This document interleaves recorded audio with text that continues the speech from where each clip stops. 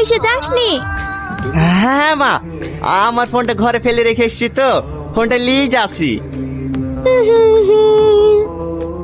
কি বাবা তুমি? আমাকে ছেড়ে তোমার অফিসে যেতে মন চাইছে না নাকি? না, ভুলে তোমার মোবাইলটা নিয়ে চলে গেছিলাম তো, তাই আমার মোবাইলটা নিতে আসলাম। আমার মোবাইলে চলে গেছিলা? হ্যাঁ, এই নাও।